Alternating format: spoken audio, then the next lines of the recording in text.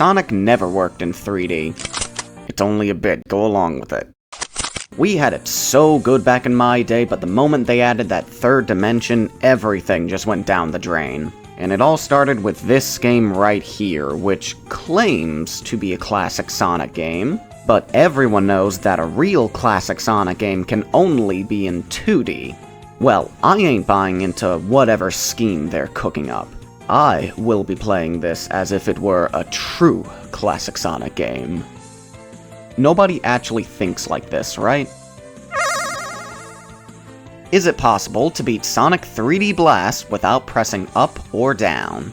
The only rule is in the title. I'm not allowed to move Sonic by pressing up or down, and before I have any of you funny people coming at me, this is pressing up, and these two diagonals still require us to press up. This is pressing down, and these two diagonals still require us to press down. That means the only thing we can press on the D-pad/analog stick is left and right.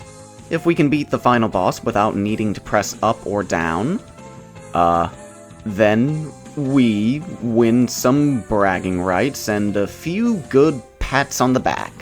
I'll be playing this on the PS2 version of Sonic Mega Collection, and as usual, it'll be on actual hardware. So without pressing up or down, our movement is much more limited. But it doesn't take me long to notice something. Sonic will indirectly go forwards ever so slightly each time we alternate between the buttons, because he kinda like turns into it or something. With this, we can slowly and steadily move about the level. Now you may be quick to realize that without pressing up or down, Sonic can really only move within a limited range of 180 degrees. So no matter how hard he moves left and right, he doesn't turn around to face downwards. Well, fear not, I have an answer. When Sonic bounces off the wall here, we can see he has now turned to face the audience, letting him access his other range of 180. And if we need him to be facing the opposite way again, we can always spin dash into another wall that will get him facing that way. And we can do that throughout the whole game. Yup, the walls are gonna be one of our best friends for this challenge, and the spin dash will be our bestest friend for the challenge. Not just for doing it into a wall to help us turn around, but charging it and releasing it in the direction we want to go just covers more distance than moving left and right, you know? Now, with all of the basics at our disposal, we can very easily make our way through both acts of Green Grove. With it being the first zone, there wasn't anything terribly tricky about it. It didn't house any traps and the layout was very simple. Although 3D Blast does change up the formula a little bit. In order to progress through the game, we have to collect 5 flickies. They're all trapped inside of badniks, so the enemies have to be destroyed in order for us to free the birds. Then we collect them and safely guide them to the Dimension Ring. The flickies come in 4 different colors. Each color will behave differently when they're set free. Blue will actively seek out Sonic, so collecting them is easy. Pink, it looks more purple to me, does the same thing, but goes about it in a wider circle. Red will hop around a small area. It will not make an effort to find us, so we have to go out of our way to catch them. And green will run around like a headless chicken. You know, wanders around without any rhyme or reason, not the sharpest tool in the shed. I think you know what I'm saying here. They are the rambunctious troublemaker, so trying to get them to follow us is an actual chore. Sometimes the 5 flickies open up a trapdoor that leads to another portion of the level, and if the ring has an X underneath, they'll unlock the exit. Each act contains at least 2 sections, and each section contains 5 flickies, so with a restricted moveset, we now need a lot more patience escorting them. Again, not too big of a deal in the first zone. For the Green Grove boss battle, all we have to do is stand in the left or right corner. The spike ball the Eggmobile drops is too thick to bounce where we are, so all we have to do is attack when he picks it up. Continue until the boss is defeated. Rusty Ruins is more or less the same story, but there is a noticeable increase in hazards. Even if Sonic still avoids them, the flickies may still have a chance to get hit since they linger behind Sonic like little ducklings following their mama when we're on the move, and fly around Sonic when we're standing still. If that happens, they'll scatter, meaning we have to recollect them. The main gimmick for this zone are these fans. Once Sonic steps on top of one, he'll start letting it rip like a Beyblade. Apparently, this is called the Whirl Attack, and it's got some unique quirks about it. The main takeaway is its power. Simply touching an enemy will demolish them instantly, and we can now effortlessly break these normally indestructible pillars that would otherwise be blocking our path. The drawbacks are its slippery handling, and the fact that we can't jump in this state. Pressing X will change Sonic back to normal. One thing about the Whirl Attack is that Sonic is less affected by slopes while performing it. Like here, we can see Sonic is slowly descending in small increments, but the moment he jumps out of it, he starts descending at a much faster rate. Just something I noticed. Act 1 was fairly easy, but Act 2 poses a very big problem. Right at the beginning of the second section is a very steep slope that we have to climb. The game does place some tiny trampolines on the right that we can bounce on, but we kinda struggle actually reaching them. Thankfully, there is a lower trampoline on the left side, and if we time it just right, holding left will be just enough to reach the elevated ground to the left of the slope. From there, face Sonic upwards in this spot. Charging up a spin dash, jumping, and then holding right should let us barely reach the second trampoline on the right. This is where our big problem arises, reaching that last trampoline. Holding down the jump button doesn't increase the height of our bounce, and there isn't an easy way to propel us forward since the spin dash is unavailable while bouncing. It looks a little bleak, but I did brainstorm a couple of ideas. At first I thought about possibly fudging our way up with the Whirl Attack, but the most accessible fan is back in the first section. Using the trapdoors automatically puts Sonic back in his normal moveset, and even if we could get transported with the Whirl Attack, we'd have to jump out of it to climb these steps in order to reach the slope. My second plan was to use Super Sonic. With the extra speed and the overall better stats, maybe we could just literally run up the slope no problem. Interestingly, there are exactly 7 accessible special stages at this point in the game. Tails and Knuckles both have one hiding spot in each act, so we can collect 2 Chaos Emeralds from Green Grove Act 1, 2 from Green Grove Act 2, 2 from Rusty Ruins Act 1, and Knuckles gives us our last emerald in the first section of Rusty Ruins Act 2. The special stages are actually auto-runners, so no need to press up or down. On a side note, these, honest to God, might be the most pitiful in the whole series. I completed all of them on my first try. Not only that, when returning from a special stage in 3D Blast, all of the rings that you already collected will respawn, so there shouldn't be too much trouble recollecting another 50 rings. Perfect. That's literally everything we need in order to go Super. What do you mean Super Sonic isn't in this game? Oh, wait, I see. Super Sonic was added into the Director's Cut version, which is technically a ROM hack, but it was made by one of the original creators of 3D Blast, so it's basically legit. But before resorting to that, I have one more thing I want to try out. In the beginning, I said changing between left and right will move Sonic forwards. So my plan is to do that, but make it sound like we're breaking the controller. So do it very quickly. In other words, we are essentially dash dancing in Smash Bros, and whenever I'd have to do this in 3D Blast, I'm just gonna call it dash dancing so it's easy for everyone to follow along. Anyway, I think you got the gist of it. Get back on that second trampoline, then quickly move back and forth to clumsily stagger Sonic to the top left in hopes to reach the last trampoline. Now, let me just say, on an actual console, I think it's a bit sketchy because maybe the analog stick would veer off to one of the diagonal directions while dash dancing. So to work around this, I decided to call up my Dolphin colleague again to lend us a hand. That's right, and I cannot wait to get grand crackers! He was able to set up the controller inputs in a way where moving the analog stick up and down no longer does anything, so only left and right works, which gives me a more accurate reading on this. If anything like this comes up, you'll see his footage instead of mine. Also, you may see his screen flicker a couple of times. He is having a sick day, so please bear with him. Okay, now that all of that is finally figured out, let's get back to the second trampoline. When testing this out, dash dancing is very finicky. Some of our attempts ended with us moving too far to the left, And from what I could tell, we were undershooting the last trampoline most of the time, even when flicking the stick faster than a barefoot jackrabbit on a hot greasy griddle in the middle of August. It took a lot of attempts, but I eventually got a really good one where Sonic moved far enough forwards and managed to stay in line with the trampoline. So now Sonic can bounce on top of the last trampoline and finally continue. Directly following that is a thin-moving platform above a pit. Well, technically not a pit. Falling here takes us back to a previous part of the level, which is before that massive slope. I was making this a lot more difficult on myself by actually trying to land on it. Turns out you can just do a spin dash jump and near the end, hold left to clear the gap. The rest of Act 2 was perfectly fine. There were a couple more spin dash jumps we had to make, very doable, and the other trampoline slope was way smaller, so it caused no trouble. The Rusty Ruins boss was perfectly fine as well. All we had to do was hop on the machine's right paw when it slams down, and let it move close enough to the cockpit so that holding right would be enough to reach him when we jumped.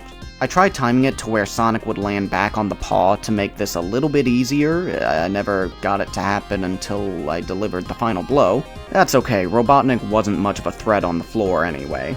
Zone 2 is complete. Spring Stadium superbly sucks. It wasn't necessarily a spike in difficulty, just sorta strenuous and stupid. This is the closest stage we have to a casino zone, so both acts are covered in bumpers to bump us around, and floor springs just to be annoying. Not only that, but this also has way more slopes than the average level, so getting on even footing is more time-consuming than it should be. There's also some spiky floors. They can easily be avoided by jumping before they pop out, but still, this is a lot to deal with.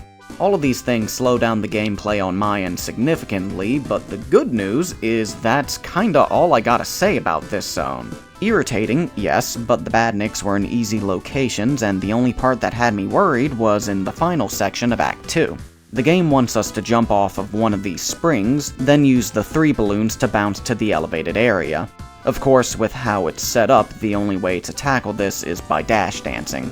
Once we hit the 3rd balloon, hold left to make it over safely.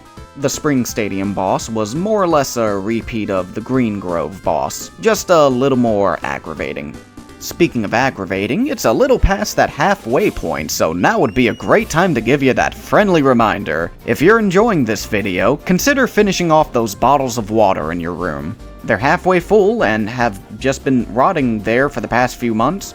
You don't need them, yet you still keep them like a hoarder. If you're not gonna finish them off, then at least give it to someone else.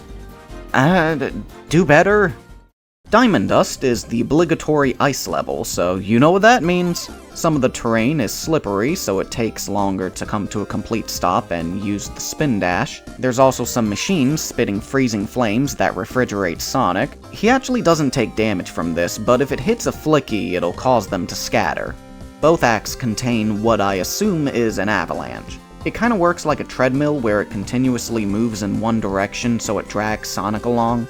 This is another obstacle that requires dash dancing, and with how powerful the current is, we also need to be jumping so it doesn't pull us as much. It's time consuming, but slow and steady does in fact win the race. Aside from that, I wouldn't really say there was anything impossible about this zone. Same thing for the boss battle. Actually, no, that's an understatement. This is genuinely one of the most pathetic Robotnik fights I've ever seen in my life. Volcano Valley is a bit of an interesting one. It contains a number of fire-themed hazards, like fuming flames, long pits of lava that we have to jump over, and this flaming jump rope that I always seem to get hit by. That's more of a skill issue on my end. 3D Blast does have the fire shield, which literally nullifies all of that, but as far as I know, Act 1 doesn't have it anywhere, so we have to rough it out. Avoiding all of these isn't too terrible, but if you accidentally get hit, it's a real pain in the ass regathering the flickies since there's so many things around us that can burn us alive. Especially the green ones that might move into the fire or the lava because they don't know any better. They can get cooked for dinner for all I care. I love all my hatchlings equally, just some less equal than others. Overall, Act 1 was fine. Act 2 actually has a fire shield in the room we spawn in, so we can literally waltz on through without a care in the world. I remember hating the boss of this area, but after redoing it a few times, it wasn't as bad as I thought. Landing on the two thin pipes was fine, and all we had to do was rev up a spin dash and jump into Robotnik. I was only able to get 2 hits in before I needed a restock on rings. After that, I moved to another side and was kinda just going at it until the final blow was delivered. Cool. Out of all of the zones in this game, Gene Gadget is definitely one of them.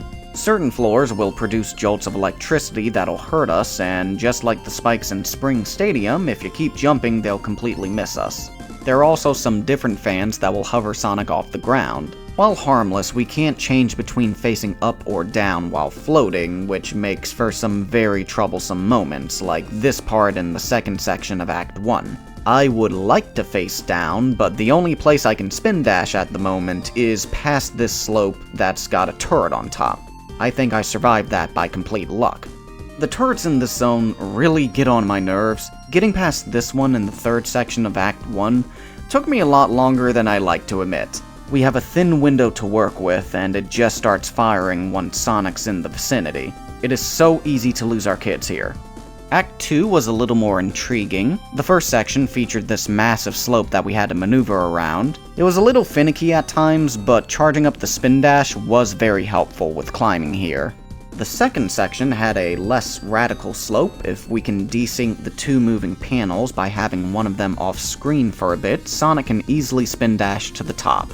As for the boss, quickly spin dash to grab some rings behind. From there, it's just an awkward, grueling test of endurance. We're constantly being pulled back by the conveyor belt, and they handled it so strangely. Like, if you're facing the top right, yeah, you'll start being dragged down towards the spikes, but facing right will pull us to the left for some reason. I'm not really sure if I can show it, but you can definitely feel it when you're playing.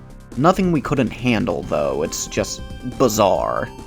So as our final zone, Panic Puppet has a couple of unique things about it. First is that Act 1 has this lever gimmick. Pulling it changes the way the conveyor belt is moving, and the way we do that is by simply running on top of it. As simple as the left and right controls will allow us. It's tougher like this, but totally doable. Hold up, I just landed on top of the second lever and it pulled? Okay, maybe that's how it's supposed to be done. It doesn't really make sense. Sure, I can vibe with it. Another thing is that Act 1 is the only act in this zone with flickies to collect, and they handled it differently this time around too. For one, they're no longer inside of badniks, now being inside of these containers. Also, there are only 5 flickies in Act 1, so we need to collect them all first, then carefully escort them through the other sections all the way to the goal ring. Easier done than said. That probably doesn't make sense. It wasn't too hard. With the flickies being completely absent in Act 2, all we had to do was make it to the end without dying. Again, it wasn't too hard. I think this slope was the most noteworthy part about the level. I kinda cheesed it by immediately going to the bottom of the slope, and with Sonic not moving, I could then spin dash onto the moving platform. I found that to be a much easier way to tackle it. After entering the nostril, the first final boss ensues. In Phase 1, the machine has 2 spiky hands that will try to crush us. When it raises the hand up, we have to spin dash to the shoulder, then jump into it while it's susceptible to taking damage. This one is a little too specific. The hands won't follow you around unless you're in a certain vicinity, and if you don't jump out of the spin dash fast enough, Sonic will be behind the shoulder, so he's out of range to attack it. Sometimes, if you jump too quickly, you'll take damage from the arms. Granted, that might just be from bad positioning. Being farther away from the center would be more desirable. It definitely grinded my gears, but we can overcome it. For the second phase, stand next to one of the shoulders, jump to attack it, then ricochet to the other shoulder, and repeat. No, I'm not joking, it's literally that easy. You can also do the same thing for the final phase. So having collected the 7 Chaos Emeralds all the way back in Rusty Ruins, we gained access to the true final battle against the final weapon. It consists of 10 phases. For Phase 1, we have to avoid the lasers being shot from its fingers. Once the machine enters the terrain, we have to quickly damage it before it exits and repeats the attack. In Phase 2, it spews out this homing fire. Just bounce around the walls and wait for it to enter after the third flame breath. Phase 3, it tries to crush us with its hands. Once it's done, it'll slide both hands across the floor. Then its body will slowly enter in the middle of the strip. Phase 4 bombards us with missiles. The body will only enter for a split second in this phase, so be prepared for it. Phase 5 shoots out a bunch of bouncy balls. If you stay in the left corner, you can completely avoid them. I kept changing how Sonic was facing to more or less move the camera. I know we can still see it, but depending on how the camera's positioned, the cannon part is still off-screen enough to where it doesn't attack. That's just how the game normally works with enemies and moving objects sometimes. Phase 6, we repeat Phase 1 without any twists. Phase 7, yep, same as Phase 2. There's 8, 9, and 10. Huh. Would you believe me when I say this is my first time fighting the true final boss? Yep. Welp, we just beat Sonic 3D Blast without pressing up or down. I'm gonna be honest, this was way easier than expected. Yeah, there were a few moments where I needed the Dolphin's help, but overall I actually liked how we had to maneuver through all the levels. Of course, I'm not really recommending y'all play it like this, but I did find it to be a fun challenge, so... Anywho, thanks for sticking to the end. You know, it really does let me know I'm doing a good job with this. Hope you enjoyed it, and if you're thinking about playing Sonic 3D Blast, I've heard the director's cut has better controls, extra content, and I think the depth perception has been improved, so that might be the best way to go about it. It is a hack, but again, it was made by the founder of Traveler's Tales, John Burton, so it's basically official. It used to be on Steam, so you could have used the Steam Deck to add the director's cut to the game, but it was recently taken down off the store for whatever reason. Speaking of which, within my something odd years of living, I've never thought about using Steam. I'm usually like strictly console. But I made an account like a month ago and just did my first ever purchase there, specifically just because I needed to use a game on there for the next challenge. It's exciting stuff. I'm slowly learning about the PC realm that most people use. You can make your guesses on what game that is, but you'll never get it right. I'll give you a hint, it's not a Sonic game. Do you have the slightest idea how little that narrows it down? Yes, I do, and it has been narrowed down very slightly. Bye-bye. And now, the Patreon supporters, brought to you by Maud. Featuring Maud. Hello! Boomba doomba doomba doomba doomba doomba doomba doomba. Lots of spaghetti and page fighting masters of Daraku, Fossil, and Triff. Gianna, Tim, Archie, Julian, Fiel, and Tabitha, Harvey, Youssef. There's Augustus Renier, stop motion stylist, Soma Banamboy RT, plus Matty OB, and Delta P is floating in Mississippi. There's Sonic Meerkat, an irony class with UFO Sunset Pilly, Elijah Boneham, and Outback Cat Girl, Skyfox and Annie Chibi, Luke. Doomba doomba doomba doomba doomba doomba doomba doomba. Come on, keep singing doomba doomba doomba doomba doomba. Why'd you stop? Doomba. Because that's all of them? Oh, my honest apologies. It's all good, fam.